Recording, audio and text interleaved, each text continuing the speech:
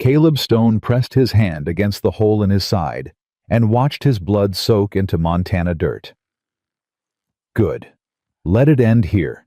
Let it finally be over. He'd been running from death for 12 years. Now he was too tired to run anymore. His horse stood nearby waiting for a rider who'd never mount again. The October wind cut through his torn shirt like a punishment he deserved. Then he heard footsteps. Small ones. Barefoot on frozen ground. A little girl with tangled brown hair stood watching him die. And instead of running, she reached for his hand. If you're ready for a story about broken people, impossible forgiveness, and the kind of love that grows from ashes, stay with me until the very end. Subscribe and tell me in the comments what city you're watching from. I want to see how far this story travels. The child didn't blink. Caleb had seen grown men flinch at less blood than what was pooling beneath him. Confederate surgeons, Union prisoners, hard men who'd survived Shiloh and Antietam. They all looked away eventually. This girl just stared. "Mister," she said, "you're leaking." Caleb tried to laugh. What came out was closer to a cough, wet and wrong. "Reckon I am. Does it hurt?" "Not anymore?" That was almost true. The cold had numbed everything below his ribs.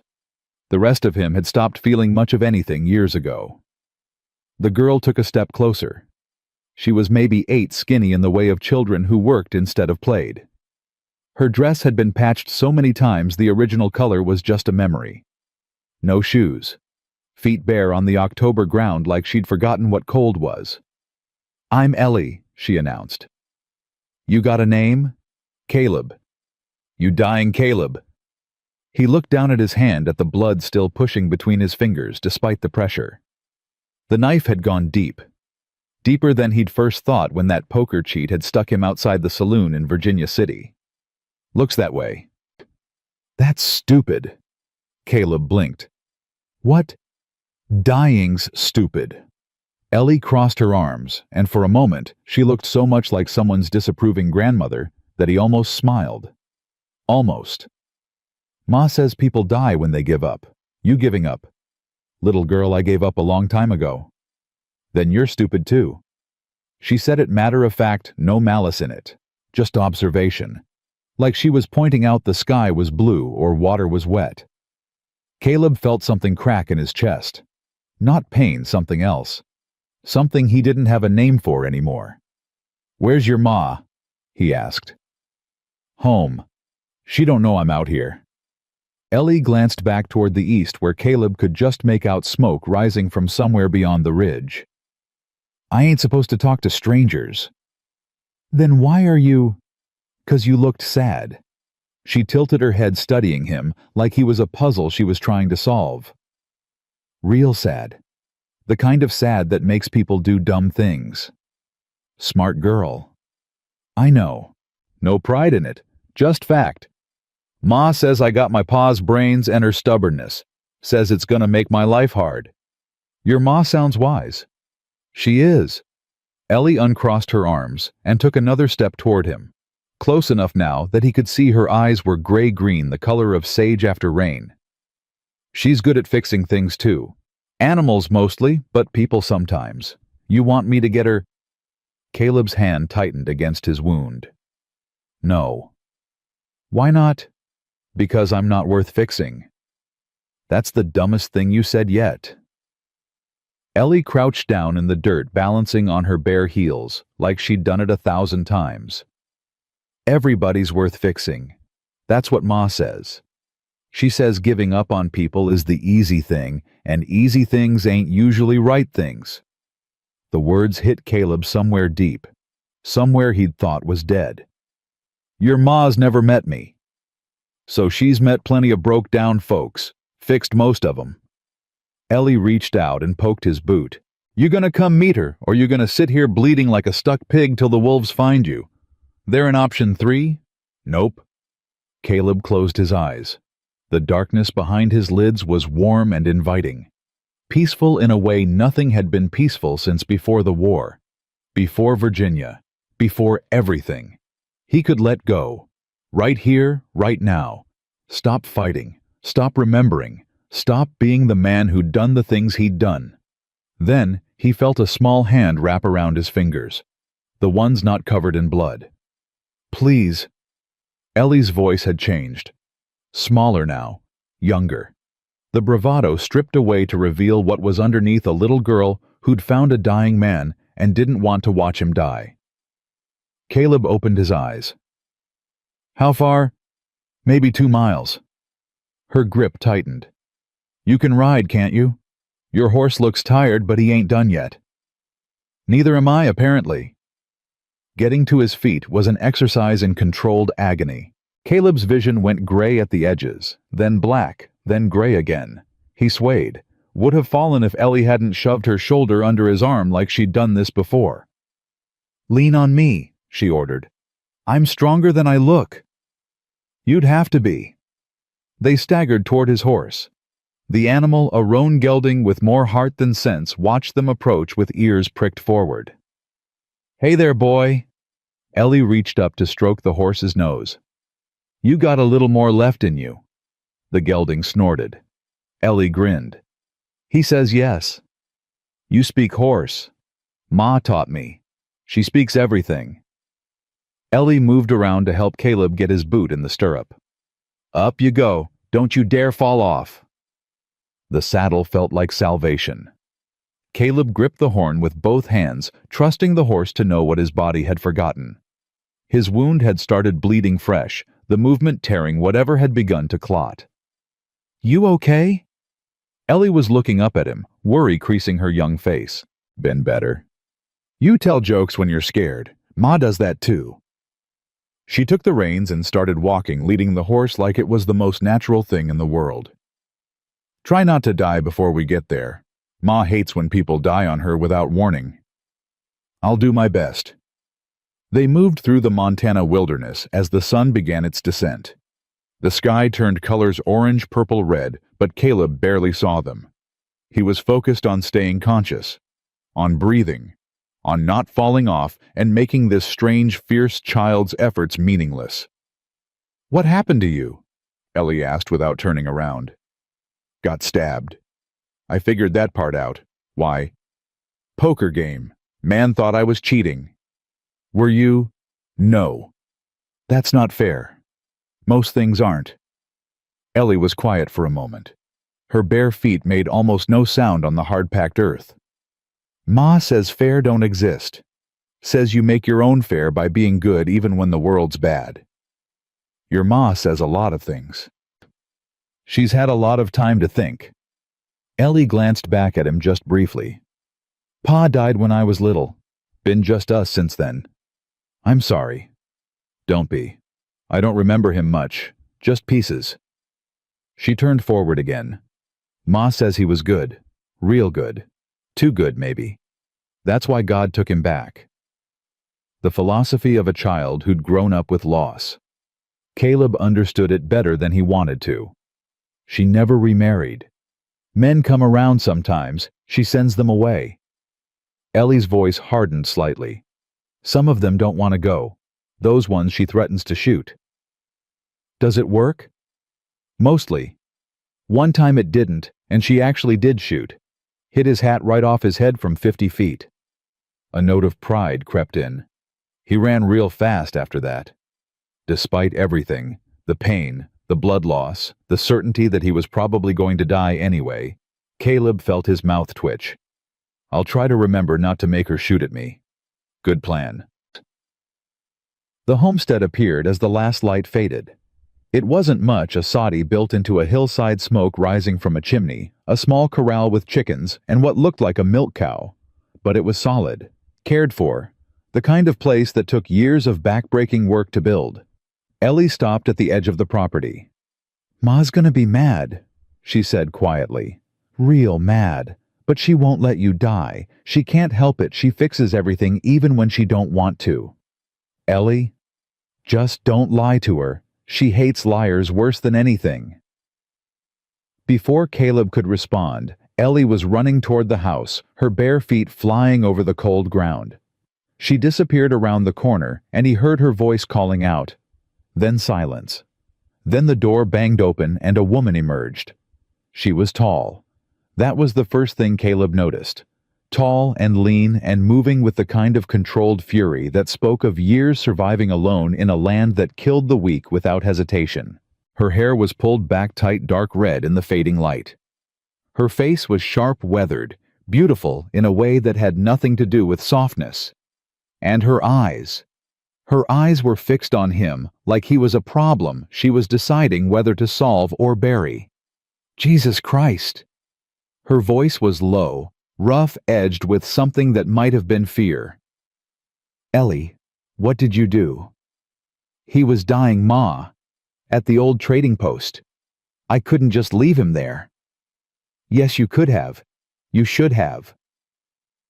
The woman was crossing the distance between them now, her stride eating up the ground. Strangers mean trouble. How many times have I told you that? You also said everyone's worth helping. I said... The woman stopped beside Caleb's horse, looking up at him with an expression that was equal parts anger and assessment. How bad? Knife wound, left side, deep. How long? This morning, maybe 6 hours. She cursed a word Caleb hadn't heard a woman use before and grabbed his arm. Can you get down or do I have to drag you? I can manage. He couldn't. The moment his boots hit the ground, his legs gave out. The woman caught him, her arms surprisingly strong as they wrapped around his chest, taking his weight. Ellie, get the medical kit. Clean water, not from the trough. Move. Small footsteps running. A door opening and closing. The woman was lowering him now, easing him down against the outer wall of the house. Her hands moved to his shirt, tearing it open to expose the wound. He heard her sharp intake of breath. This is bad. I know. You should be dead already. Tried. Didn't take. Her eyes met his. Up close, he could see they were gray-green, same as Ellie's. But where the child's held innocence, these held something harder. Something that had seen too much and trusted too little. I'm not going to let you die, she said, and it sounded more like a threat than a promise. You understand me, not here. Not on my land. You don't get to do that to my daughter. Yes, ma'am. Good. She turned as Ellie appeared with arms full of supplies. Hold this against the wound. Press hard. Don't you dare pass out. Her hands were moving now, quick and sure. Cleaning, probing, doing something that hurt worse than the original stabbing. Caleb bit down on a scream and tasted blood. No internal organs hit. That's luck you don't deserve. She was threading a needle now. This is going to hurt. Already does. It's going to hurt worse. She wasn't wrong. Caleb lost track of time. There was only pain, and the woman's voice sharp and commanding, keeping him anchored. Sometimes Ellie's face swam into view, young and worried. Sometimes there was whiskey burning down his throat. Sometimes there was nothing but darkness pressing in from all sides. Stay with me. The woman's voice cut through the void. Stay here. Don't you go. He didn't know why he listened. Didn't know why he fought when fighting was the last thing he wanted to do. But her hands were on his face now, forcing his eyes to stay open. What's your name? Caleb. Caleb Stone. I'm Hannah. Hannah Mercer. Her grip tightened. And you're not dying tonight, Caleb Stone. Not in my house. Not with my daughter watching. He wanted to tell her that dying was easier than living, that he'd spent 12 years wishing for an ending, and here it was finally, and she was taking it from him. But she was already turning back to his wound, already working to save a life he'd stopped wanting. And somewhere in the pain and the darkness, and the fierce determination in her voice, Caleb felt something he hadn't felt in longer than he could remember. Something that might have been hope. He fell unconscious with her hands still working to keep him alive. The first thing Caleb heard was chickens. Clucking, scratching, going about their business like the world hadn't almost ended last night. He opened his eyes to rough wooden beams above him, not the inside of the house, but some kind of outbuilding. A barn maybe, or a granary. He was lying on a pile of hay covered with blankets. His side burned with a dull, constant ache, but it was the ache of healing, not dying. Someone had bandaged him properly. Someone had saved his life. Again. "You're awake." Hannah Mercer stood in the doorway, arms crossed, silhouette backlit by morning sun. She didn't move to come closer. "How long?" "Through the night and most of the morning. It's nearly noon." Caleb tried to sit up. The pain knocked him back flat. "Don't be stupid." Hannah's voice was flat. "You try to move too fast, you'll tear the stitches, and we'll be right back where we started." "Yes, ma'am." "You keep calling me ma'am. I'm not your grandmother. What would you prefer? Mrs. Mercer or Hannah? I haven't decided yet if you've earned first names." "Fair enough." Caleb lay still and watched her watch him. She was assessing, calculating, trying to figure out what kind of threat he represented. "Ellie," he said. "She all right?" Something flickered in Hannah's eyes. "She's fine. Worried about you, which is foolish since she doesn't know you. I told her she's not allowed in here until I say otherwise." "That's probably smart." "Everything I do is smart, Mr. Stone. I don't have the luxury of stupidity." She uncrossed her arms and took one step inside. Just one. "Now, you're going to answer some questions, and you're going to answer them honestly.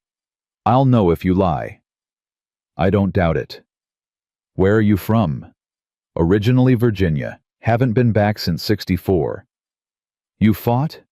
"Not a question." "Yes." "Which side?" Here it was, the moment that would decide everything. Caleb could lie, could claim union and be welcomed or at least tolerated, could avoid the look he'd seen on 100 faces over the past decade. But he remembered what Ellie had said. She hates liars worse than anything. "Confederate," he said quietly. "Virginia Cavalry. Under General Stuart until he was killed. After that, just trying to survive until it ended." Hannah's face went still. Not angry, worse. Blank. The kind of blank that covered something deep and dangerous underneath. "Get out." "Mrs. Mercer." "I said get out." Her voice hadn't risen, but it cut like a blade. "I don't care if you bleed to death in my yard. I don't care if the wolves get you. I want you off my land within the hour. I understand your anger. You don't understand anything." Now her voice cracked just slightly, letting something raw show through. "My husband was a teacher, an abolitionist. He believed in education inequality, in all the things your kind was fighting against." Caleb said nothing. There was nothing to say. "They beat him to death in Kansas. Pro-slavery men. They dragged him out of our home while I hid with Ellie in the root cellar, and they beat him until there was nothing left to recognize." Hannah's hands were shaking now. He was 28 years old. He'd never raised a hand to anyone in his life, and they killed him because he dared to believe that all men were created equal. "I'm sorry." "Don't." The word was a whip crack. "Don't you dare apologize. Sorry doesn't bring him back. Sorry doesn't undo what men like you did." "I didn't." "You fought for the side that did. Same thing." Hannah took a step back. "1 hour, Mr. Stone. Then I'm getting my rifle, and I won't miss like I did with the last man I had to run off." She turned and walked out, leaving Caleb alone with the chickens and the knowledge that he'd finally found a good place to die. He should go. He knew that. Should drag himself onto his horse and ride until he couldn't ride anymore, and let the Montana wilderness finish what that poker cheat had started. But he kept thinking about Ellie, about her bare feet on the cold ground, and her small hand in his, and the way she'd looked at him like he was worth saving. Nobody had looked at him like that in 12 years. Caleb closed his eyes. The hay was warm beneath him. The pain in his side had faded to something almost tolerable. 1 hour. He'd rest for just a few minutes. Then he'd go. He woke to the sound of arguing. "Can't just send him away, Ma, he'll die." "That's not our concern." "You always say we help people. You always say." I say we help people who deserve it, not Confederate soldiers, not men who fought to keep human beings in chains. He didn't do that. I asked him. Eliza Jane Mercer. Hannah's voice dropped to something deadly quiet. You talked to him, after I specifically told you to stay away. I just wanted to make sure he was okay. And what did he tell you? That he was a good Confederate, that he didn't believe in slavery. That's what they all say, Ellie. Every single one. They all have excuses. Maybe some of them are telling the truth. And maybe some of them are lying. I'm not willing to bet your safety on figuring out which is which. That's not fair. Life isn't fair. Hannah's voice cracked again. Your father learned that. I learned that. And now I'm trying to keep you from learning it the hard way. Silence. Then quieter. Pa wouldn't have sent him away? The silence that followed was different. Heavier. Don't. Hannah's voice was barely a whisper now. Don't use your father against me. I'm not trying to. I'm just saying Pa helped everyone, even people who didn't deserve it. Even people who might have hurt him. You told me that's what made him special. And it got him killed. So you're just gonna let people die because you're scared. I'm going to protect my daughter because I'm not stupid. Maybe being scared and being stupid are the same thing sometimes. Caleb heard footsteps, small ones, stomping away. A door slammed somewhere in the distance. Then nothing. He lay very still, barely breathing. Hannah Mercer was still out there somewhere, probably standing just outside the barn trying to decide whether to come finish the job or let her daughter's words sink in. Minutes passed, or maybe hours. The light through the cracks in the walls shifted. Then footsteps, heavier this time, coming closer. Hannah appeared in the doorway again. Her face was different now, still hard, but cracked, like ice that had been hit but hadn't shattered yet. My daughter, she said slowly, thinks you deserve a chance. Caleb waited. She's never wrong about people. Never. It's aggravating, honestly. She saw through the last 3 men who tried to court me before I figured out what they really wanted. Hannah moved into the barn, stopping a few feet from where he lay. She looked at you and saw something worth saving. I don't understand it. I don't trust it. You don't have to. I'm not finished. She crouched down, bringing herself to his eye level. I'm going to ask you one question, and you're going to answer it honestly, and whatever you say is going to determine what happens next. Caleb nodded. Did you believe in it, the Confederacy, states' rights, slavery, whatever you want to call it? Did you believe in what you were fighting for? The question hung in the air between them. Caleb could lie, could tell her what she wanted to hear, could claim he'd been forced or fooled or too young to know better. But she'd know, just like her daughter had said. No, he said quietly. I didn't believe in slavery. My family didn't own any. My father thought it was an abomination, said it would doom the South eventually, and he was right. But when Virginia seceded, he stopped, swallowed. They were my neighbors, my friends, boys I'd grown up with. When they marched off to fight, I couldn't. He closed his eyes. I told myself I was fighting for Virginia, for home. But that was just an excuse. Truth is, I was too much of a coward to stand alone. And now I've spent 12 years hating myself for that choice. 12 years watching good men die on both sides and knowing I helped make it happen. 12 years wishing someone would finally put me out of my misery. He opened his eyes and looked at her directly. Your daughter asked me if I was giving up. I said yes, and she called me stupid. He managed something that was almost a smile. She was right. I've been stupid for a long time. But if you let me stay even just long enough to heal, I'll work. I'll earn my keep. And when I go, I'll go knowing I did at least one thing right before the end. Hannah studied him for a long moment, her eyes searching his face for the lie, for the angle, for the manipulation. She didn't find it. 1 week, she said finally. You stay in the barn. You don't come near the house unless I say so. You eat what I bring you. And if I see anything that makes me think you're a threat to my daughter, I will put a bullet in you and not lose a minute of sleep." "Understood.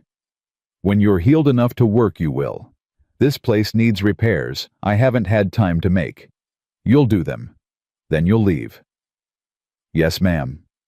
She stood, turned to go, then stopped. "Why did you say yes?" Caleb frowned. "Say yes to what?" "To Ellie. When she asked you to come with her, you could have said no, could have sent her away, could have died in peace at that trading post." Hannah glanced back at him over her shoulder. "Why did you say yes?" Caleb thought about the question, about the little girl with bare feet and knowing eyes who'd reached for his hand like it was the most natural thing in the world. "Because she asked," he said simply. "Nobody's asked me for anything in a long time, except to die. She asked me to live instead." Hannah's expression didn't change, but something in her eyes shifted, some wall just barely beginning to crack. "1 week, Mr. Stone. Don't make me regret it." She left without another word. Caleb lay back on the hay and stared at the ceiling and thought about a little girl named Ellie who'd seen something worth saving in a broken Confederate soldier. He didn't know if she was right, but for the first time in 12 years, he wanted to find out. The first morning Caleb could stand without the world tilting sideways, he found a hammer and a bucket of nails waiting outside the barn door. No note, no instruction, just tools and the unspoken expectation that he'd figure out what needed doing. He figured it out. The fence on the north side was rotting through in 3 places. Caleb spotted it from 50 feet away, posts leaning at angles that would let any determined coyote through within a week. He worked slowly, his body protesting every swing of the hammer, but the pain felt good somehow. Earned, like penance paid in sweat and aching muscles. He'd been at it maybe 2 hours when he heard footsteps behind him. "You're doing it wrong." Caleb didn't turn around. "Morning, Ellie. The posts need to go deeper. That's why they rotted. Pa set them too shallow and the water got in." Now he turned. Ellie stood with her arms crossed, barefoot as always, despite the cold ground, watching him with that unsettling directness. "Your ma know you're out here. She's busy with the chickens. One of them's sick." Ellie moved closer, peering at his work. "You're stronger than you look." "I'll take that as a compliment." It wasn't one, just observation. She tilted her head. "Ma's been watching you from the window. She thinks you don't notice, but I notice her noticing." "And what does she see?" "Don't know. Her face don't give much away." Ellie crouched down and picked up one of the discarded nails, turning it over in her fingers. "She had a bad night. I heard her crying after she thought I was asleep." Caleb's hands stilled on the hammer. "I'm sorry." "Wasn't your fault. She cries sometimes, usually when she's been thinking about Pa." Ellie looked up at him. "You ever lost someone that mattered?" The question hit him like a physical blow. "Yeah," he said quietly. "I have." "Who?" "Ellie." Hannah's voice cracked across the yard like a whip. "Inside. Now." The girl scrambled to her feet, shooting Caleb an apologetic look before running toward the house. Hannah stood on the porch, her expression unreadable, watching him with those sharp gray-green eyes. Caleb held up the hammer. "Fence needed fixing." "I can see that." "Ellie says the posts should go deeper." "Ellie talks too much." But Hannah's voice had lost some of its edge. She descended the porch steps and walked toward him, stopping just out of arm's reach. "How's the wound?" "Healing." "Let me see." It wasn't a request. Caleb set down the hammer and lifted his shirt, exposing the bandaged area. Hannah moved closer, close enough that he could smell soap and wood smoke and something floral, and checked the dressing with quick professional touches. "No infection, that's good." She stepped back. "You can keep working if you don't push too hard. The moment you feel dizzy, you stop." "Yes, ma'am." "Hannah!" He blinked. "What?" You can call me Hannah. You've been here 4 days. I think we've moved past, ma'am. She turned and started walking back toward the house, then paused. Ellie was right about the posts. Go deeper this time. She disappeared inside before he could respond. Caleb stood there for a long moment, hammer in hand, trying to figure out what had just shifted. Then he went back to work. The second week brought a visitor. Caleb heard the horse before he saw it, hoofbeats coming fast from the east, too fast for a friendly call. He dropped the axe he'd been using to split firewood and moved toward the house, every instinct screaming danger. Hannah emerged from the door at the same moment, rifle in hand. Their eyes met. Get Ellie, she said. Keep her inside. Hannah, do it. He found Ellie in the small garden behind the house, talking to the chickens, like they understood every word. She looked up at his approach, her smile fading when she saw his face. What's wrong? Someone's coming. Your ma wants you inside. Is it Mr. Cutter? The name meant nothing to Caleb, but the fear in Ellie's voice told him everything he needed to know. Inside, Ellie. Now. She went without argument, which scared him more than anything else could have. Caleb positioned himself near the corner of the house where he could see the approaching rider, but stay out of direct sight. The man who reined up in front of Hannah was big, not tall but wide, with the kind of bulk that came from years of good eating and other men doing his physical labor. He sat his horse like he owned the ground beneath it, and when he smiled, it didn't reach his eyes. Mrs. Mercer. His voice was smooth cultured. Wrong for this rough country. It's been too long. Not long enough, Mr. Cutter. Hannah hadn't lowered the rifle. State your business and leave. Now, is that any way to greet a neighbor? Cutter's smile widened. I was just riding the property line, making sure everything was in order. Noticed you've got some new fencing up. Quality work. You hire someone. What I do on my land is none of your concern. Everything in this valley is my concern, Mrs. Mercer. That's what it means to be the biggest landowner in 50 miles. Cutter leaned forward in his saddle. I also heard something interesting at the trading post. Old Ezra mentioned a stranger came through a couple weeks back, stabbed, dying. Some said he headed this direction. Caleb felt his stomach drop. Ezra talks too much, Hannah said flatly. And strangers pass through here all the time. I run them off same as always. Do you? Cutter's eyes moved past her, scanning the property. They landed on the new fence posts. The fresh split firewood. The signs of work that one woman and a child couldn't have done alone. Looks like you've got more help than usual. I've been busy. I'm sure you have. Cutter straightened up, still smiling that empty smile. You know, Mrs. Mercer, my offer still stands. Good price for this land. More than fair considering its condition. A woman alone out here trying to raise a child, it's dangerous. Anything could happen. Is that a threat, Mr. Cutter? Just an observation. He tipped his hat. Think about it. Winter's coming. Things get hard out here when the snow sets in. A smart woman knows when to accept help. And a smart woman knows when help isn't really help. Hannah's grip tightened on the rifle. Get off my land. Cutter's smile finally faded. For just a moment, something ugly showed through cold, calculating, predatory. We'll talk again soon, Mrs. Mercer. You can count on that. He wheeled his horse and rode away, but not fast, leisurely, like he had all the time in the world. Caleb waited until the hoofbeats faded before stepping out from his hiding spot. Who is he? Hannah's hands were shaking. She lowered the rifle slowly, like it weighed 100 pounds. Silas Cutter. He owns most of the valley. Been trying to buy my land for 3 years. She finally looked at Caleb, and he saw something in her eyes he hadn't seen before. Fear. Real fear. He doesn't take no for an answer. What does he want with your land specifically?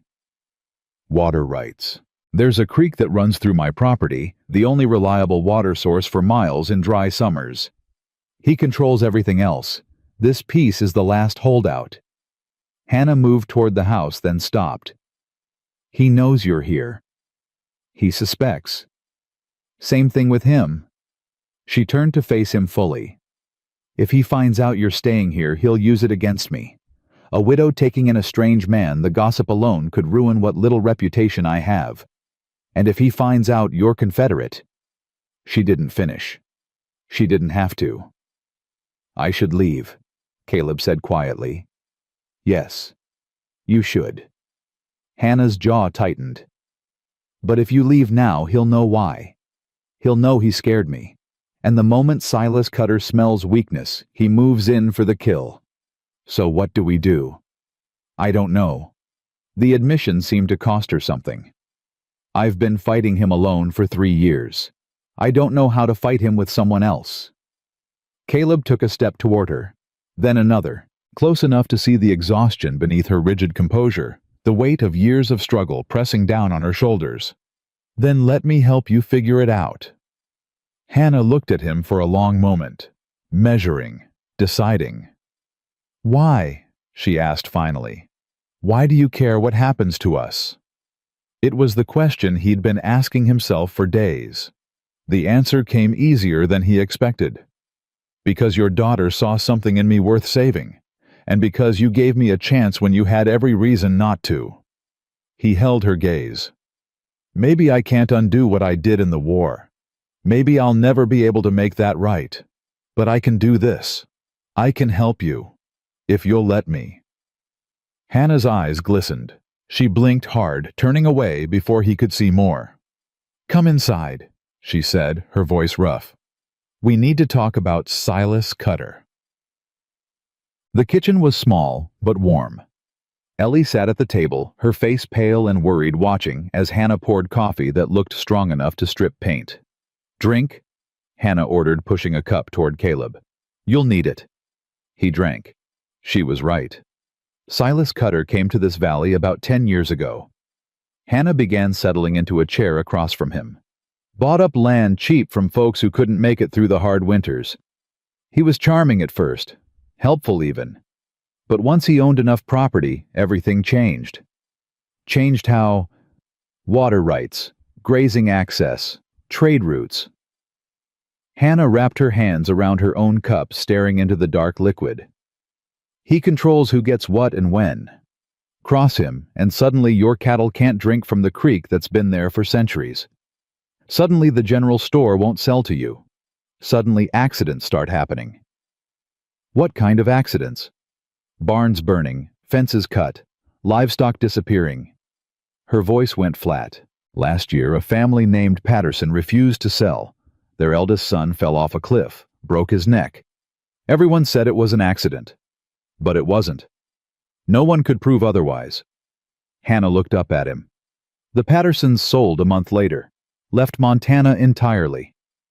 Caleb felt cold settle into his bones. He'd seen men like Cutter before, men who used power and position to crush anyone who stood in their way. They wore civilization like a mask, but underneath they were predators. Why hasn't anyone stopped him? Because he's smart.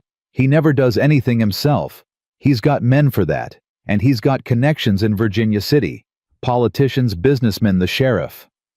Hannah's laugh was bitter. Who do you think I'd report him to? The same sheriff who comes to his Christmas parties. What about the other ranchers, the ones who haven't sold? There aren't many left, and the ones who are, they're scared. Same as me. She set down her cup hard enough to slosh coffee over the rim. Same as everyone. Ellie had been quiet through all of this, but now she spoke up. Pa wouldn't have been scared. Hannah flinched like she'd been slapped. Ellie, he would have fought. He always fought for what was right, even when it was hard. Ellie's chin lifted. You told me that. You told me he was brave. Your father's bravery got him killed. So bravery's bad now. So we're just supposed to let Mr. Cutter win because fighting back is dangerous. Ellie's voice was rising. That's what the people in Kansas did. They let the bad men win because they were scared, and Pa died because not enough people were brave with him. That's enough. Hannah's voice cracked. It's not enough. It's never enough. Ellie pushed back from the table, her chair scraping against the floor. I'm tired of being scared, Ma. I'm tired of watching you be scared. And I'm tired of pretending everything's fine when it's not.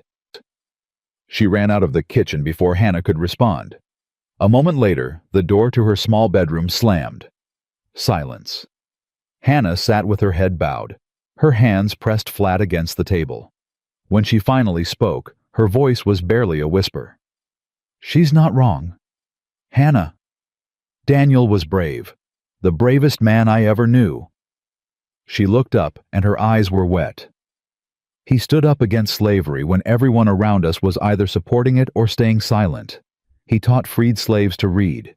He helped people escape to the north. He did everything right. And they killed him for it. They beat him to death in front of our house, while I hid with our 2-year-old daughter and listened to him scream. A tear slid down her cheek. She didn't wipe it away. So yes, I'm scared. Yes, I've spent 8 years being scared, because I know exactly what happens to brave people in this world. Caleb didn't think. He just moved. He crossed the space between them and crouched beside her chair, taking her hands in his. They were cold, trembling, rough with calluses. You're the bravest person I've ever met. She laughed a broken sound. I'm a coward. You're not. You survived. You raised a daughter alone in country that kills people twice your size. You built something from nothing. You took in a dying Confederate soldier when every instinct told you not to. He squeezed her hands. That's not cowardice, Hannah. That's strength. Then why do I feel so weak? Because you've been carrying it alone for too long. She looked at him, then really looked, and something in her expression shifted. The walls she kept so carefully constructed, he watched them waver. I don't know how to let someone help me, she admitted. I've forgotten how. Then we'll figure it out together. That night, Caleb didn't go back to the barn. Not because anything romantic happened, nothing did. But when darkness fell and Hannah started to say her usual stiff goodnight, something stopped her. The barn's cold, she said abruptly. There's a storage room off the kitchen. It's small, but it's warm. Hannah, you don't have to. I know I don't have to. I want to. She met his eyes. Ellie was right. I've been letting fear run my life for too long. Maybe it's time to try something different. The storage room was barely bigger than a closet, but someone Hannah had already set up a bedroll and an extra blanket. A small window let in moonlight, and through the thin walls, Caleb could hear the sounds of the house settling around him. For the first time since the war, he slept without nightmares. The next morning brought trouble. Caleb was helping Ellie feed the chickens, a job she'd reluctantly allowed him to assist with when they heard Hannah's voice sharp with anger. Don't you dare! They ran. 3 men on horseback had Hannah cornered against the well. Caleb recognized the type instantly hired muscle, the kind who did other people's dirty work, and enjoyed it. Mrs. Mercer. The one in front tipped his hat with mock courtesy. Mr. Cutter sends his regards. Says he's concerned about your water supply. Winter's coming, and that well of yours looks like it might have problems. There's nothing wrong with my well. Oh, but there might be. Things happen, you know. Accidents. Contamination. The man smiled, showing yellow teeth. Lucky for you, Mr. Cutter's prepared to help. All you gotta do is sign over the land. Over my dead body. Well, now that's one option. Caleb stepped forward. I think you should leave. All 3 men turned. The leader's eyes narrowed, taking in Caleb's worn clothes, his thin frame, the way he held himself despite having no visible weapon. Who the hell are you? Nobody important. But I'm asking you politely to leave. Once. Or what? Caleb smiled. It wasn't a nice smile. I spent 4 years killing men for a living. I wasn't good at much, but I was good at that. Now you can ride back to Mr. Cutter and tell him Mrs. Mercer isn't interested in his help. Or you can stay and find out if I've lost my touch. He tilted his head. Your choice. The silence stretched. Then the leader laughed, but there was uncertainty in it now. Big talk from a skinny nobody. Try me. More silence. The other two men shifted uneasily in their saddles, looking to their leader for direction. Finally, the leader spat in the dirt. "This isn't over, Mrs. Mercer. Mr. Cutter doesn't forget insults." "Neither do I," Hannah said coldly. "Now get off my land before I let him prove what he's claiming." They went. Slowly, reluctantly, but they went. Caleb watched until they disappeared over the ridge, then turned to find Hannah staring at him. "Would you really have fought them?" "If I had to." "There were 3 of them, and you're still healing." "I've faced worse odds," he shrugged. "Besides, they were bullies. Bullies fold when someone pushes back. It's the quiet ones you have to worry about." Hannah's expression was strange, something between anger and admiration, and something else he couldn't name. "You could have gotten killed." "Probably." "That would have been stupid." "Probably." "Then why did you do it?" Caleb looked at her, this fierce, scared, incredible woman who'd survived more than anyone should have to. "Because you're worth protecting," he said simply. "Both of you." Hannah's breath caught. For a moment, just a moment, her walls came down completely, and he saw everything underneath the loneliness, the exhaustion, the desperate, desperate hope that maybe, just maybe, she didn't have to fight alone anymore. Then, Ellie came running from behind the house, having missed the whole confrontation. "What happened? I heard voices. Is everything okay?" "Everything's fine, baby." Hannah's voice was steady again, her walls rebuilt. But when she looked at Caleb, something had changed. "Mr. Stone was just helping me with some unwanted visitors. The Cutter men. They won't be back for a while." "Good." Ellie's face was fierce. "I hate them." "Ellie." "I do. They're mean and they scare you, and I hate them." Hannah sighed, but there was a ghost of a smile on her lips. "Come on, both of you. I'll make breakfast." They walked toward the house together, and Caleb felt something settle in his chest. Something that felt almost like belonging. He'd forgotten what that felt like. Marches. 2 weeks later, Silas Cutter came himself. He rode up alone this time, no hired men, no threats. Just a businessman making a social call. His smile was warm, and his words were friendly, and everything about him made Caleb's skin crawl. "Mrs. Mercer, I owe you an apology." Cutter remained mounted, looking down at where Hannah stood on her porch rifle conspicuously within reach. "My men overstepped. I had words with them about their behavior." "How generous of you." "I mean it sincerely. There's no excuse for threatening a woman." His eyes slid to Caleb, who stood at the corner of the house. "I see you've got help now. Mr. Stone." "Mr. Stone." Cutter's smile didn't waver. "You're new to the valley." "Just passing through." Passing through seems to have turned into staying quite a while." Cutter's gaze sharpened. "You're from the South, aren't you? I can hear it in your voice." Caleb said nothing. "Nothing to be ashamed of. The war's been over for 13 years. We're all Americans now." Cutter's smile turned knowing. "Though I imagine some folks around here might not be so forgiving. Lot of Union sympathy in these parts. Lot of families who lost sons and brothers fighting against men like you." "Mr. Cutter," Hannah's voice was ice. "State your business." "Direct as always. I admire that." Cutter reached into his saddlebag and pulled out a folded paper. "I've brought a new offer, substantially higher than my last one. Enough for you and your daughter to start fresh somewhere civilized. San Francisco, perhaps, or even back east. I'm not selling. You haven't even looked at the number." "I don't need to. This land was my husband's dream. I won't sell it to the man who's been trying to drive me off it for 3 years." Cutter's smile finally cracked.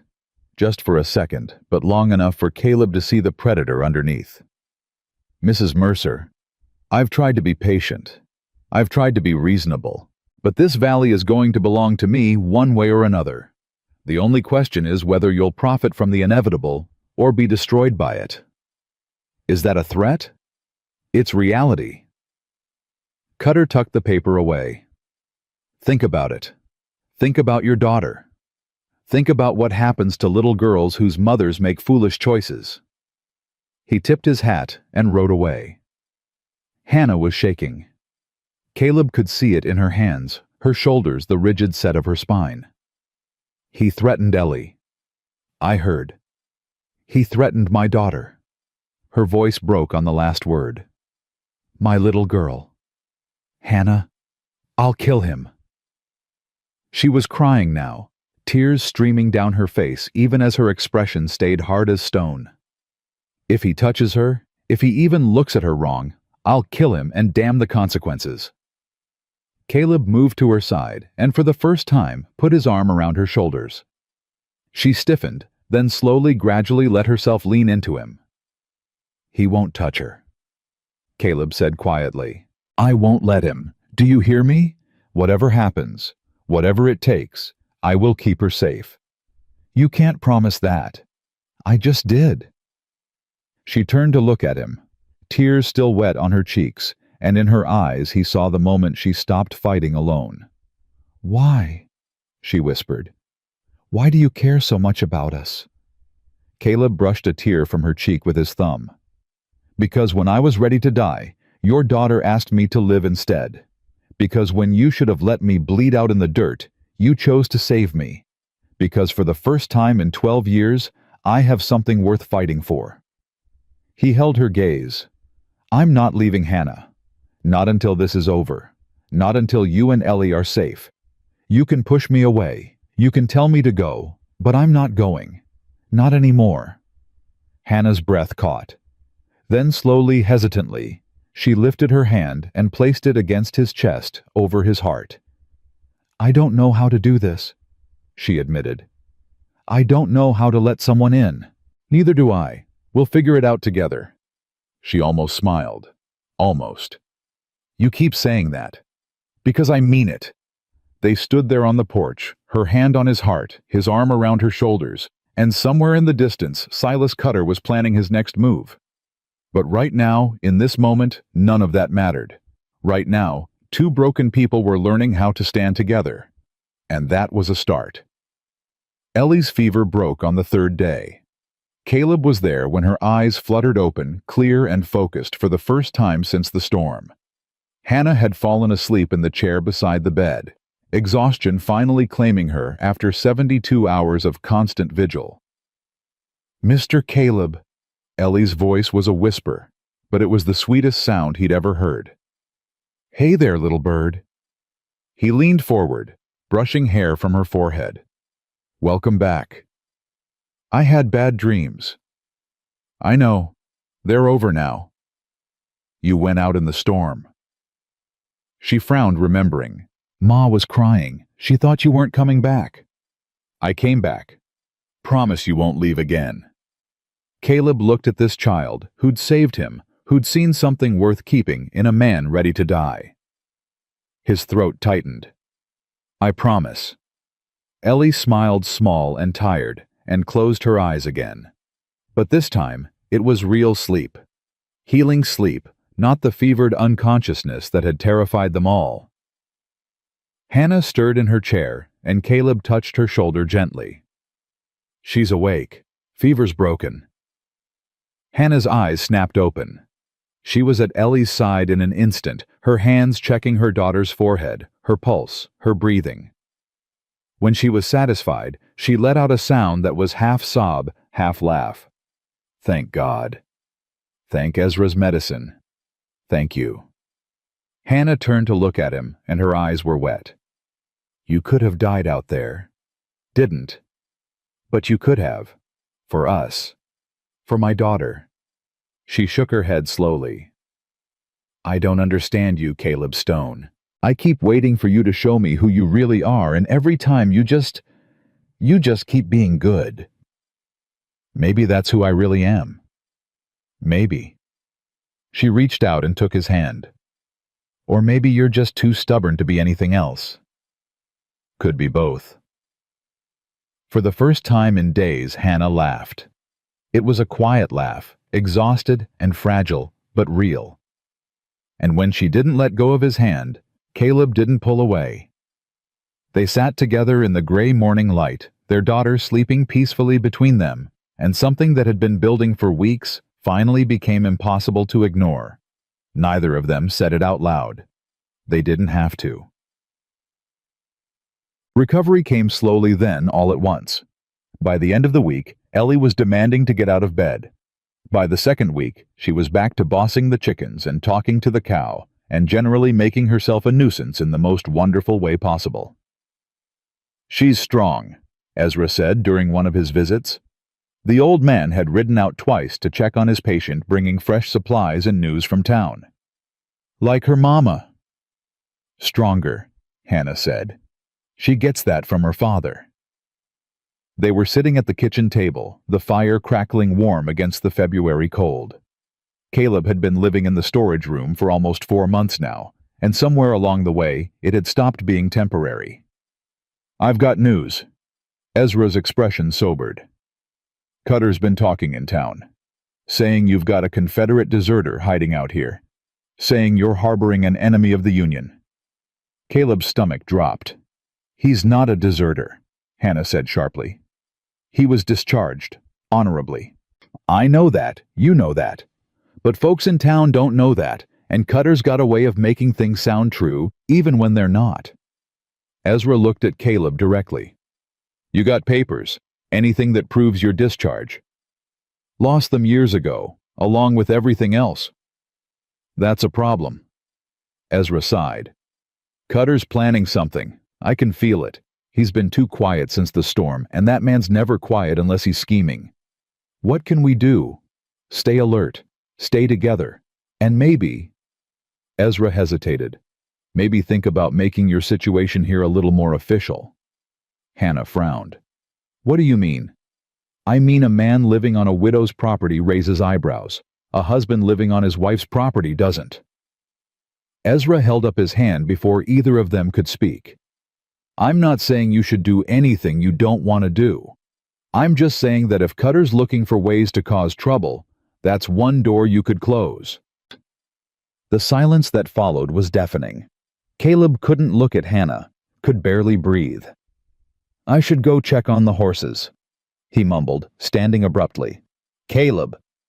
He was out the door before she could finish. The cold air hit him like a slap, which was exactly what he needed. Caleb walked to the corral and leaned against the fence, his breath misting in the frigid air. Marry Hannah. The idea wasn't new. It had been living in the back of his mind for weeks, growing stronger every time she smiled at him, every time their hands touched, every time he caught her looking at him with something that might have been more than gratitude. But wanting something and deserving it were two different things. He heard footsteps behind him, knew who it was before she spoke. "You're going to freeze out here." Needed air.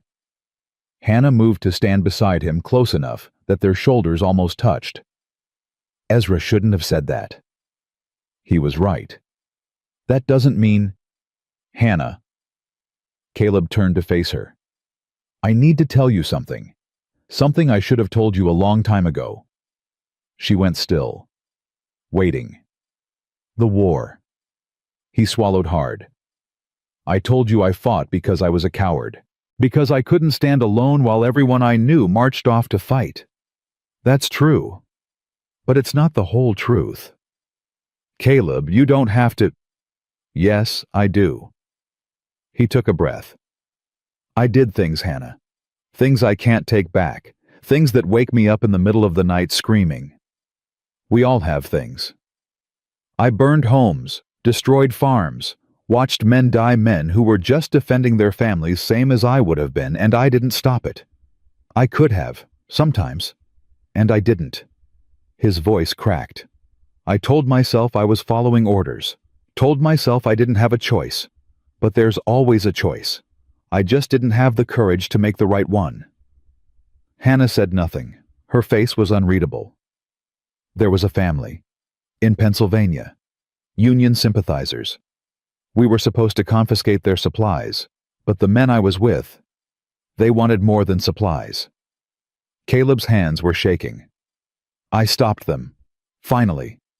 After too long, after too much damage, I stopped them. But I couldn't undo what had already happened. I couldn't give those people back what we'd taken from them. Is that why you were discharged? I attacked a superior officer, beat him half to death for what he'd ordered done to that family. Caleb laughed bitterly. They let me go because he didn't want to explain what he'd done, called it mutual agreement to part ways. But we both knew the truth. And after the war, I drifted, drank, tried to forget. When that didn't work, I tried to die. That didn't work either. He finally met her eyes. Until your daughter found me at that trading post. Until she looked at me like I was worth saving when I knew damn well I wasn't. Hannah was quiet for a long moment. The wind picked up swirling snow around their feet. You think telling me this will make me hate you? It should. It should. She moved closer, close enough to touch. Daniel, my husband, he used to say that the measure of a man isn't what he's done, but what he does with what he's done. Whether he lets it destroy him or build something better. I've been letting it destroy me for 12 years. And now... Caleb looked at her. This fierce, beautiful woman who'd survived everything the world had thrown at her and kept standing. Who'd taken in a dying enemy and nursed him back to health. Who'd let him into her home, her life, her heart. Now I want to build something better, he said quietly. With you. If you'll let me. Hannah's breath caught. Caleb. I know I don't deserve you. I know I've got nothing to offer except a broken past and a stubborn refusal to die. But I love you, Hannah. I think I've loved you since the moment you told me I didn't get to die in your granary. He reached out and took her hands. I love Ellie like she's my own. I love this place. I love the life we've been building together. And if you'll have me not because Ezra thinks it's practical, but because you want it, I'll spend the rest of my days trying to be the man you deserve. Tears were streaming down Hannah's face. She made no move to wipe them away. I told myself I'd never do this again, she whispered. Never open my heart to someone who could be taken from me. It was easier to be alone, safer. I know. But then you came along. This stubborn, broken, impossibly good man who refused to leave even when I gave him every reason to. She laughed through her tears. And my daughter loves you. And God help me, I love you too. Caleb pulled her close, wrapping his arms around her, feeling her heart beat against his chest. Is that a yes? That's a yes. She pulled back enough to look at him. But I swear, Caleb Stone, if you die on me, I'll never forgive you. Wouldn't dream of it. He kissed her, then gentle and fierce all at once, and the Montana wind swirled around them, and somewhere in the house a little girl was pressing her face to the window, watching with a grin that threatened to split her face in two. Silas Cutter made his move 3 days later. Caleb was in the barn when he heard the horses, multiple horses coming fast. He grabbed the rifle Hannah had given him and ran for the house. What he found stopped him cold. 6 men on horseback, all armed, all wearing the hard expressions of men paid to do ugly work. And in the center of them, impeccable as always, sat Silas Cutter. Hannah stood on the porch, her own rifle raised Ellie behind her in the doorway. Mr. Stone. Cutter's smile was triumphant. So nice to see you again.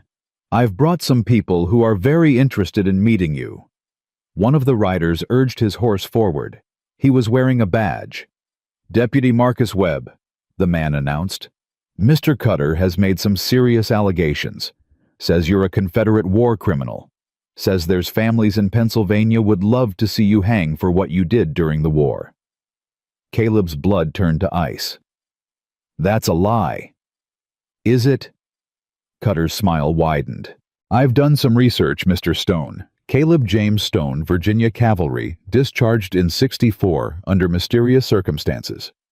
Several Union families in Pennsylvania filed complaints about atrocities committed by your unit. Complaints that were never properly investigated. I stopped those atrocities. So you admit you were there? The deputy's eyes narrowed. Interesting. I was there. I tried to stop what was happening. That's why I was discharged. That's your story. Mr. Cutter tells a different one. The deputy pulled out a folded paper. I've got a warrant here for your arrest. You can come peacefully, or we can do this the hard way. That warrant isn't worth the paper it's printed on. Hannah's voice was steady, despite the rifle trembling slightly in her hands. You've got no jurisdiction here, and Cutter's got no evidence. I've got witness statements, Cutter said smoothly. I've got a man in Pennsylvania who remembers Mr. Stone's face very well, remembers what he did to his family. You're lying. Am I? Cutter shrugged. I suppose that's for a judge to decide. In Virginia City, where coincidentally I have considerable influence with the local court. The trap was perfect. Caleb could see it clearly now.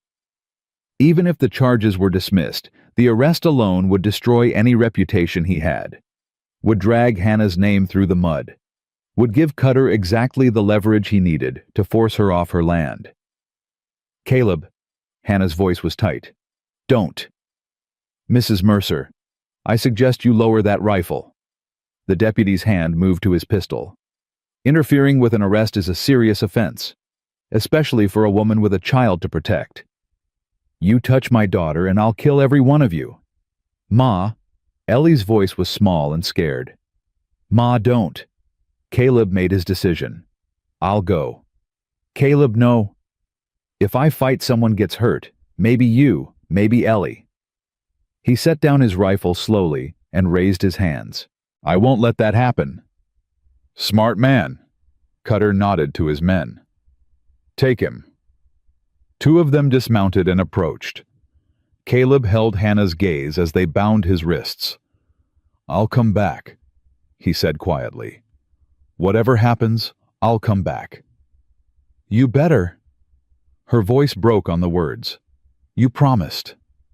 They put him on a horse, and as they rode away, the last thing Caleb saw was Ellie running off the porch toward him. Hannah catching her, both of them watching him disappear over the ridge. And Silas Cutter, smiling like a man who'd already won. The ride to Virginia City took most of the day. Caleb spent it in silence, his mind racing through possibilities and finding none that led anywhere good. Cutter's trap was elegant. Even if the charges didn't stick, the process would take weeks, maybe months. Time during which Hannah would be alone, vulnerable, without protection. Time Cutter could use to pressure her, threaten her, force her to sell. The jail in Virginia City was small and cold. They threw Caleb into a cell that smelled of old whiskey and older despair and left him there. Hours passed. Or maybe minutes. Hard to tell in the darkness. Then footsteps. A key in the lock. Ezra Blackwood stepped into the cell. Old man. Caleb couldn't keep the surprise from his voice. What are you doing here? Calling in favors I've been collecting for 20 years. Ezra sat down on the narrow bench beside him. You've made quite a mess, son. Cutter made the mess. I just walked into it. That you did. Ezra's expression was grave. The charges are serious. Cutter's got witnesses, paid witnesses, but witnesses all the same, and the judge here owes him money. So I'm finished. Didn't say that. Ezra reached into his coat and pulled out a folded paper. You remember that family in Pennsylvania? The ones you saved? I didn't save them. I just stopped things from getting worse. That's not how they remember it. Ezra handed him the paper.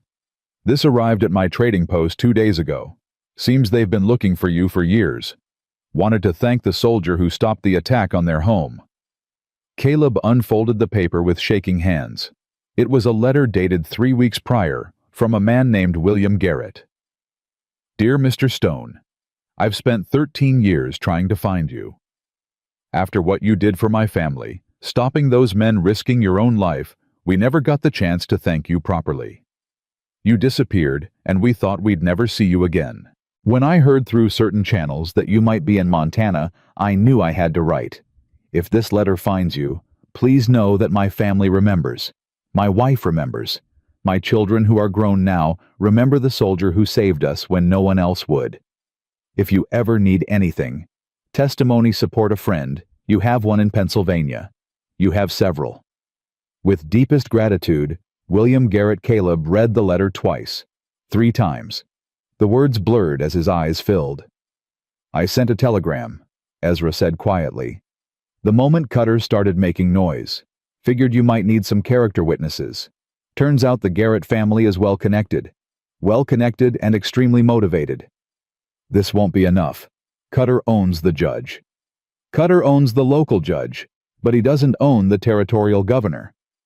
Ezra smiled, slow and satisfied. And the territorial governor, it turns out, served alongside William Garrett's brother during the war. They're quite close. Hope flickered in Caleb's chest. Dangerous hope. What are you saying? I'm saying that by tomorrow morning there's going to be a territorial marshal here to review the case.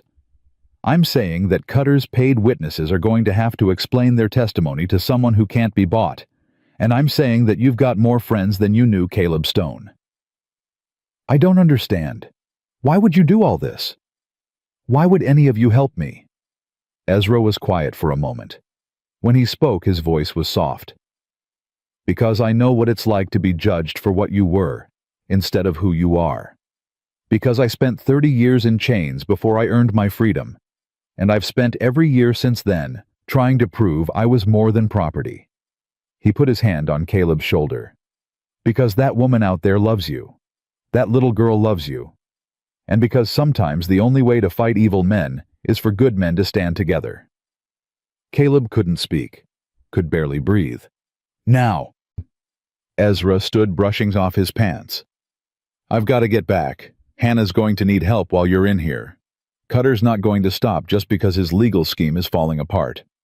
Protect them, please. Already planned on it. Ezra paused at the cell door. Oh, and Caleb. When you get out of here, and you will get out, that woman's been waiting a long time for someone to make an honest woman of her. Don't keep her waiting much longer. He left before Caleb could respond.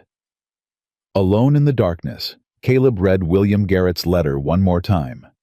And for the first time in his life, he began to believe that maybe, just maybe, he deserved a second chance. The territorial marshal arrived the next morning. His name was Thomas Brennan, and he had the look of a man who'd seen too much to be easily fooled. He reviewed the charges, interviewed Caleb for 2 hours, and then spent the rest of the day systematically dismantling Cutter's case. By sundown, the paid witnesses had recanted. By midnight, William Garrett himself had arrived on an emergency telegram's notice, ready to testify on Caleb's behalf. The case was dismissed before breakfast. You're free to go. Marshal Brennan handed Caleb his belongings. Mr. Cutter's going to face some questions of his own about filing false charges. I'd suggest you get back to your family. Your family? Caleb didn't correct him. He borrowed a horse from the livery and rode through the night, pushing the animal as hard as he dared. The sun was just rising when he crested the ridge above Hannah's property and stopped cold. Smoke. Smoke rising from where the barn should be. Caleb kicked the horse into a gallop, his heart pounding, his mind screaming, "No, no, no, not now. Not when we're so close." He came over the final rise and saw it all. The barn was burning. Cutter's men were everywhere, torches in hand, destroying everything they could reach. And in the middle of it all, Hannah stood with her rifle raised, Ellie behind her, facing down Silas Cutter himself. Last chance, Mrs. Mercer. Cutter's voice carried across the chaos. Sign over the land and this stops. Refuse, and I'll burn everything you have. You're insane. I'm practical. Your protector's in jail. Your ally's too old to help. You're alone. Cutter smiled. Just like I planned. She's not alone. Caleb's voice cut through the smoke and flames. Every head turned. He walked his horse slowly into the yard, making sure everyone could see him clearly. Making sure Cutter could see the rage in his eyes. Charges were dropped, Caleb said. Witnesses recanted. Turns out the territorial governor doesn't appreciate rich men abusing the legal system to steal land from widows. Cutter's face went pale. You're lying. Marshal Brennan sends his regards. He's on his way here now with a warrant for your arrest. Caleb dismounted, never taking his eyes off Cutter. Arson, intimidation, filing false charges, conspiracy to commit fraud. Should I keep going? One of Cutter's men dropped his torch. Then another. Stay where you are, Cutter screamed. I'm paying you. You're not paying us enough for prison, one of them muttered. He backed away, hands raised. I'm out. The others followed. One by one, Cutter's men melted away until only the man himself remained, standing alone in his expensive clothes, his empire crumbling around him. This isn't over, Cutter hissed. Yeah, it is. Hannah walked forward, her rifle still raised. Get off my land, Silas, and if I ever see you again, I won't aim for your hat. Cutter looked from her to Caleb to his fleeing men. For a moment, genuine hatred twisted his features. Then he turned and ran for his horse, mounting with none of his usual grace, fleeing toward a future that no longer held the power he'd spent years accumulating. Caleb watched him go. Then Hannah was in his arms, kissing him like the world was ending, and she didn't care, and Ellie was hugging both of them, laughing and crying at the same time.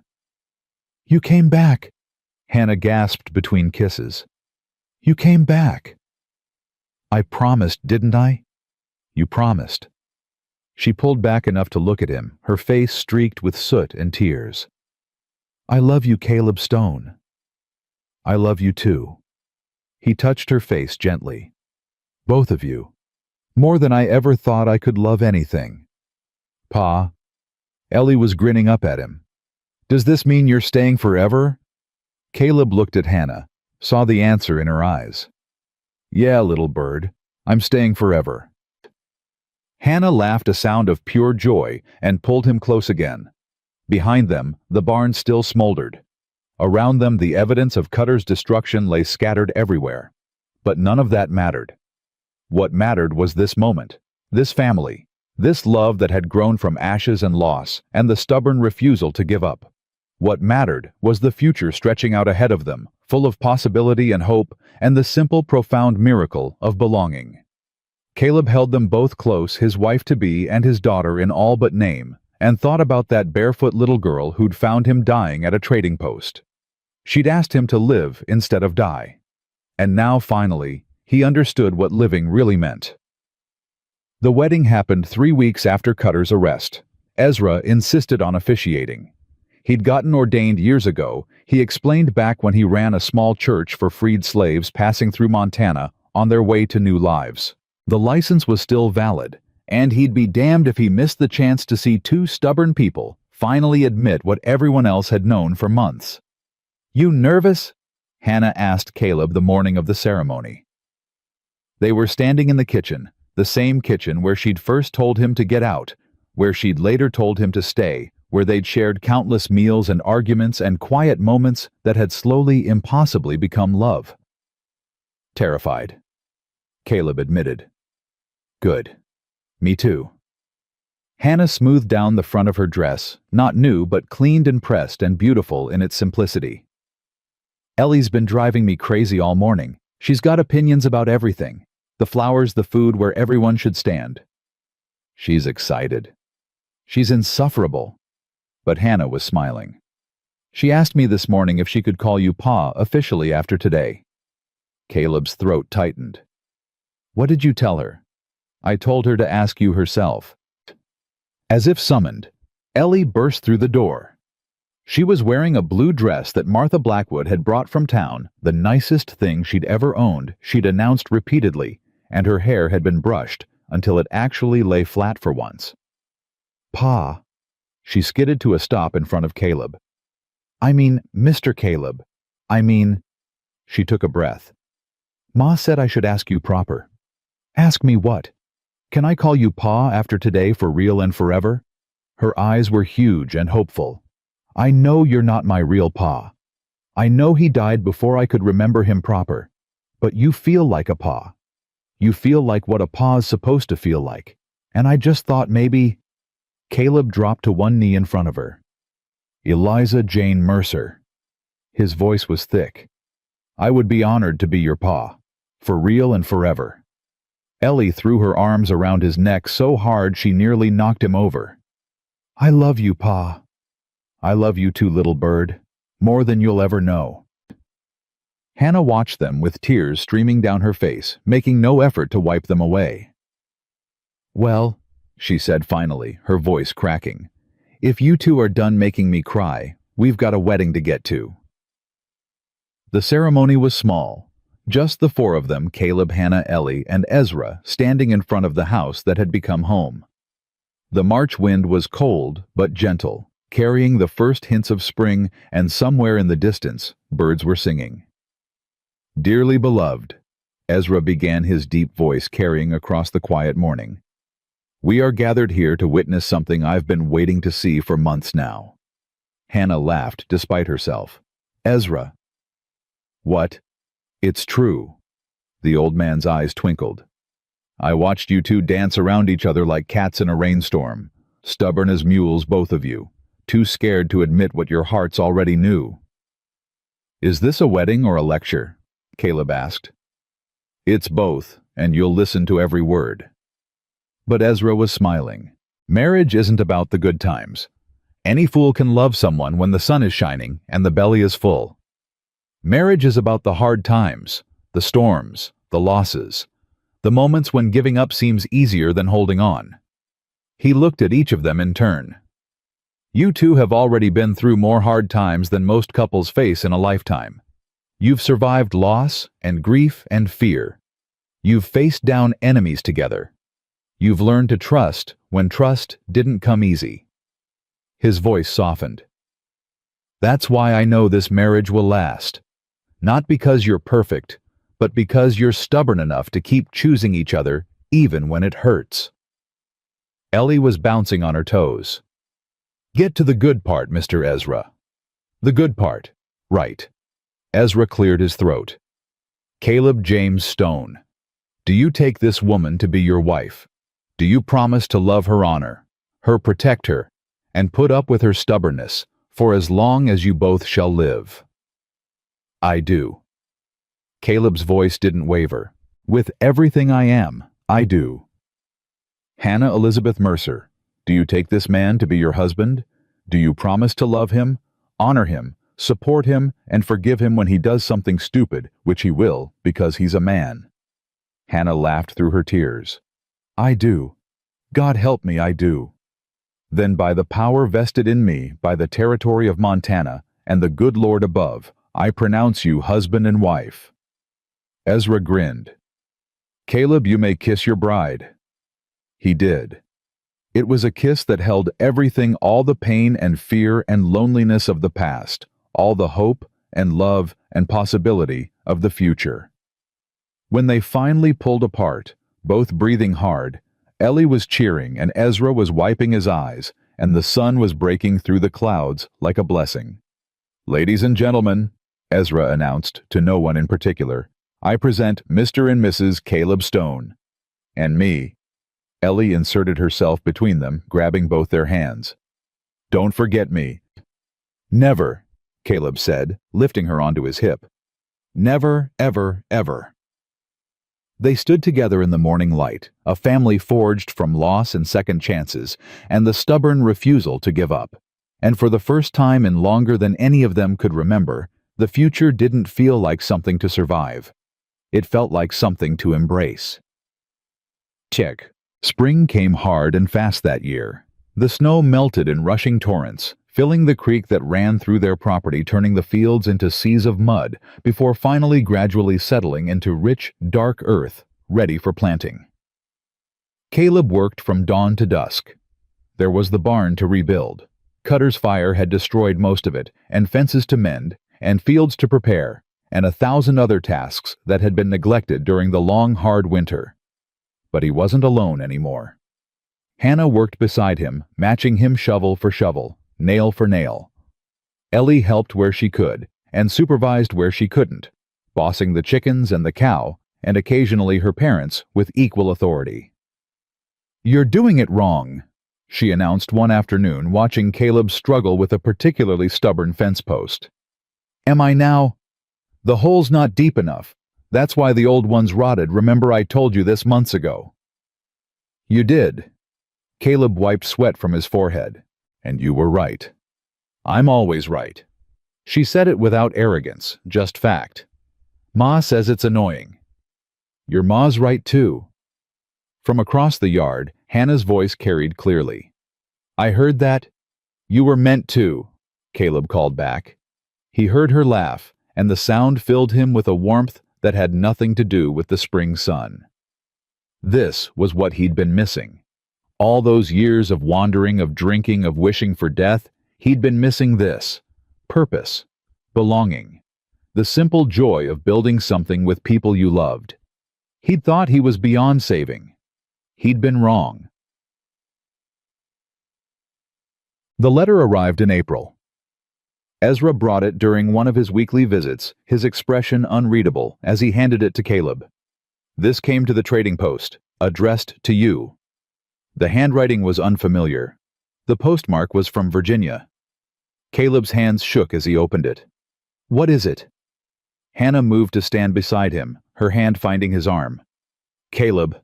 He couldn't answer, could barely breathe. The letter was from his sister who he hadn't seen in 14 years. His sister who he'd assumed had forgotten he existed. His sister who had somehow tracked him down across 2,000 miles of wilderness. Caleb James Stone. Hannah read over his shoulder. "If this letter finds you, please know that I've spent years searching. Mama passed in 71 still asking about you. Papa went 2 years later. They never stopped hoping you'd come home." Caleb's vision blurred. "I have 3 children now." Hannah continued reading. 2 boys and a girl. The eldest is named Caleb after the uncle he's never met. I tell them stories about you, the good ones from before the war. I tell them their uncle was brave and kind and that someday, God willing, they'll meet him." She stopped, looked at him. "There's more." "I know." His voice was barely a whisper. "I just need a minute." He walked away from the house, from his wife and daughter, from everything he'd built. He walked until he reached the creek, and then he stood there watching the water rush past and let himself feel everything he'd been running from for 14 years. His parents were dead. He'd known it was likely, had prepared himself for it in some distant way. But knowing and feeling were different things, and right now the feeling was crushing him. He'd never said goodbye, never apologized, never told them he loved them one last time. And now he never would. He didn't hear Hannah approach, didn't know she was there until her arms wrapped around him from behind, holding him steady. "I'm here," she said quietly. "Whatever you need, I'm here." "I should have gone back." His voice broke. "After the war, after everything. I should have gone home." "You weren't ready." "That's an excuse." "It's the truth." She turned him around to face her. "Caleb, listen to me. You were broken, shattered. If you'd gone back then, you might have destroyed yourself and taken them with you. Sometimes running away isn't cowardice. It's survival. I abandoned them. You survived, and now you're here alive with a family of your own." Her hands cupped his face. "Your parents would have wanted this for you. A wife who loves you. A daughter who adores you. A home. A future. They would have wanted you to be happy." "How do you know?" "Because I'm a parent." Her eyes were fierce. "And I know that if anything ever happened to me, I'd want Ellie to keep living. To find love. To build a family. To be happy." She kissed his forehead. "That's what parents want for their children. That's all any of us want." Caleb pulled her close, burying his face in her hair. "I don't deserve you." "Too late. You're stuck with me now." She held him tighter. "Read the rest of the letter, Caleb. Your sister's waiting for an answer."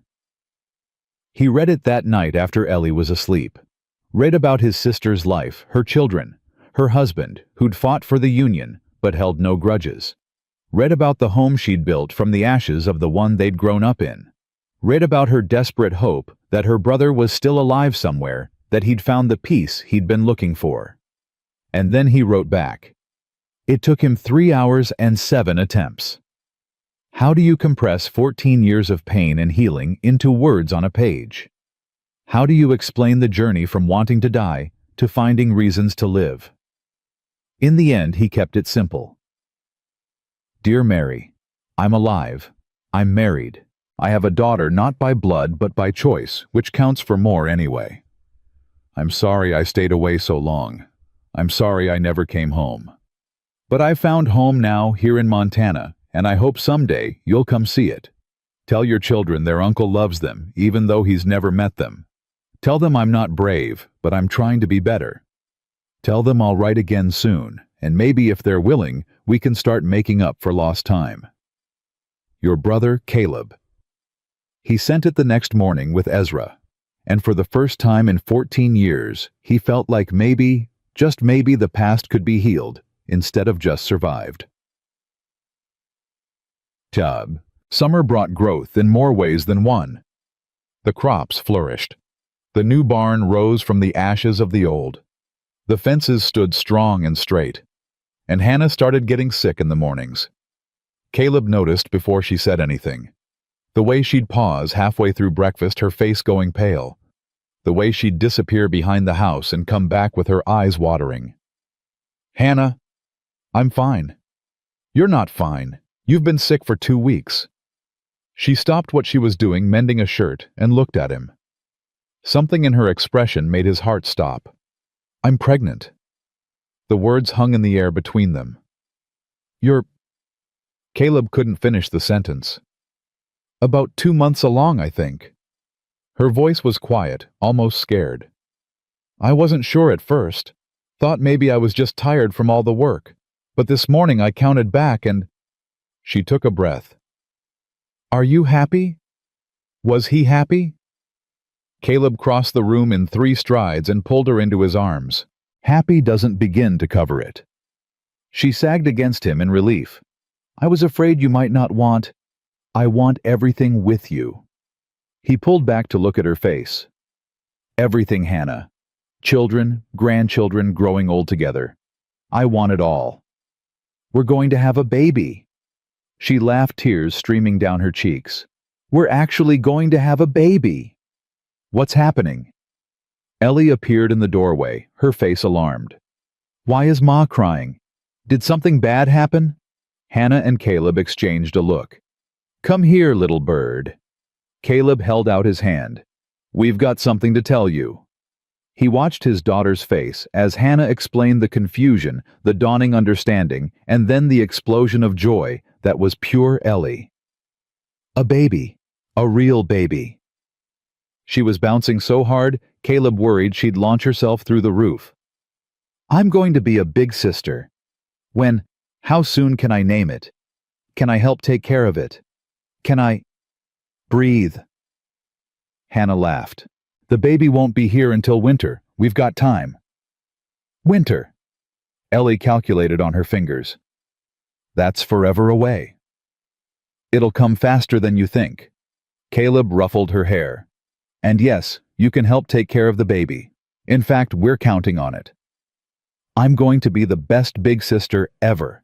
She said it with absolute certainty. I'm going to teach the baby everything.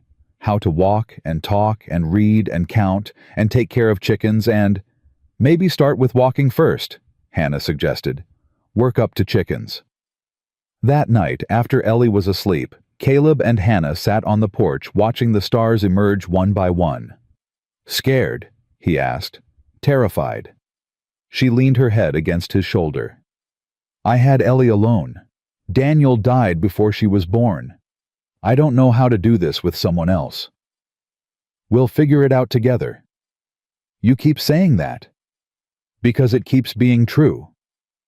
She laughed softly. I never thought I'd have this again. Another child, another chance at a family. After Daniel died, I closed that door so hard I thought I'd broken the hinges. Doors can be rebuilt.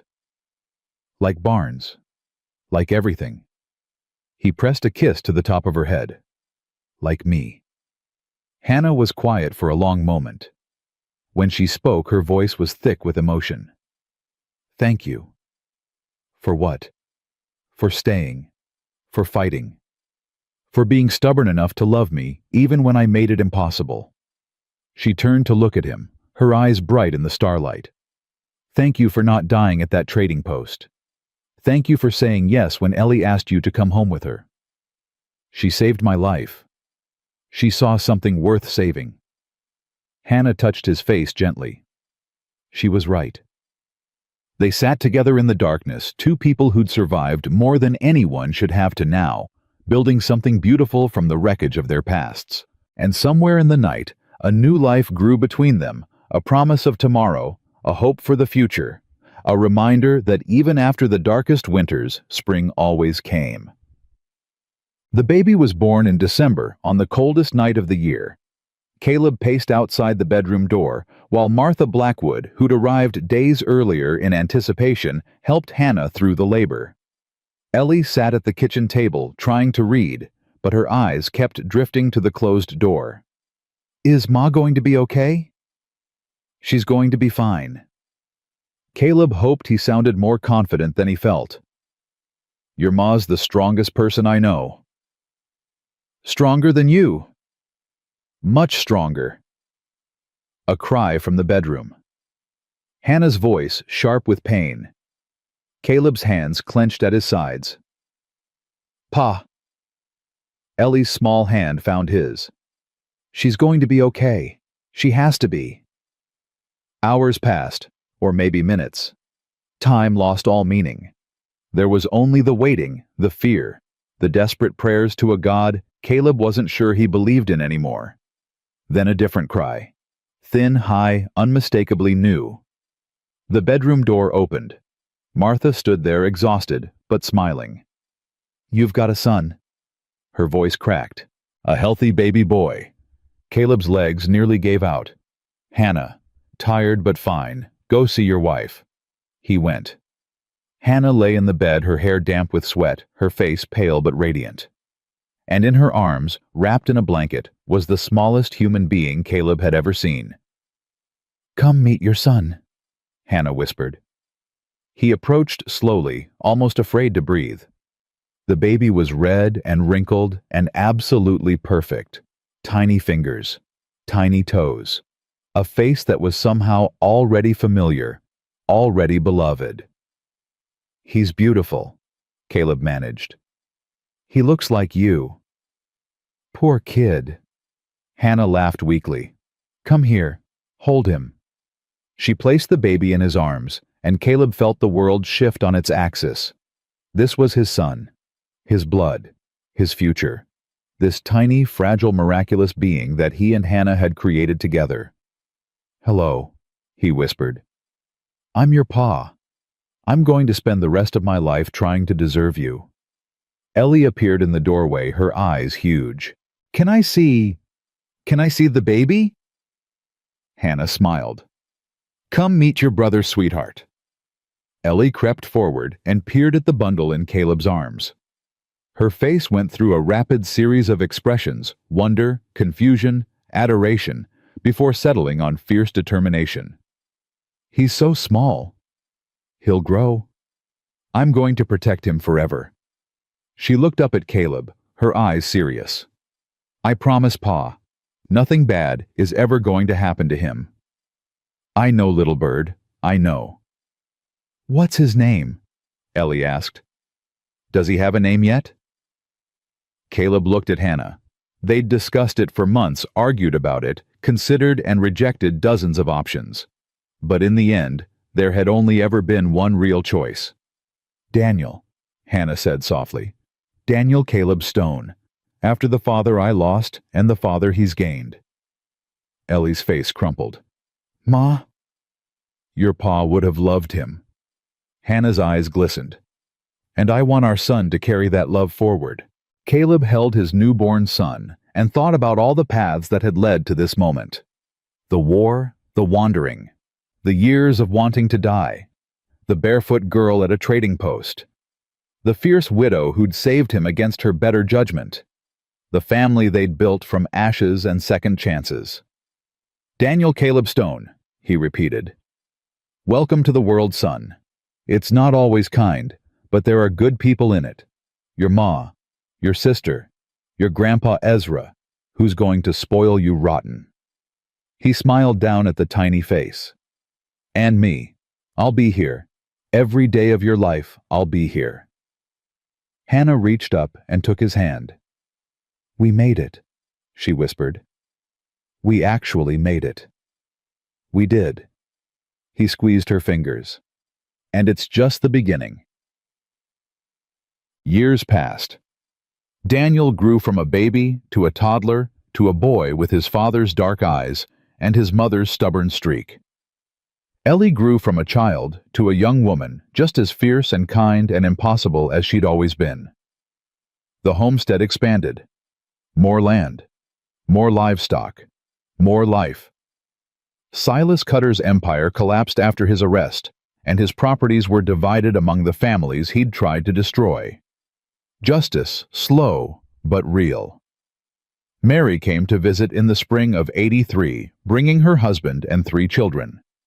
The reunion was tearful and awkward, and ultimately healing a bridge built across years of silence. Ezra lived to see Daniel take his first steps, his first words, his first successful negotiation with a chicken. When he passed peacefully in his sleep, at the age of 72, the whole valley mourned a man who'd been father to everyone and friend to all. And through it all, Caleb and Hannah stood together. They fought sometimes, disagreed, drove each other crazy with their stubbornness. But every night they chose each other again. Every morning they woke up grateful for what they'd built. One autumn evening, many years later, Caleb sat on the porch. He'd repaired 100 times, watching the sunset paint the Montana sky in shades of orange and gold. Hannah sat beside him, her hair more gray now than brown, her face lined with years of laughter and tears, and everything in between. "What are you thinking about?" she asked. "That trading post," he smiled. "The day I sat down to die and a barefoot girl asked if I wanted to meet her mother. Do you ever regret saying yes? Not for a single second." Hannah took his hand the same way she had 1,000 times before. "I love you, Caleb Stone." "I love you too, Hannah Stone." He lifted her hand to his lips. "I love you more than I ever thought I could love anything." She leaned her head against his shoulder, and they watched the sun sink below the horizon together. Inside the house, Daniel was arguing with his sister about something, probably chickens. It was usually chickens. Their voices carried through the open windows, bickering and laughing in equal measure. This was it. This was everything. A family, a home, a life built from the ashes of loss and the stubborn refusal to give up. Caleb had come to Montana to die. Instead, he'd found every reason to live.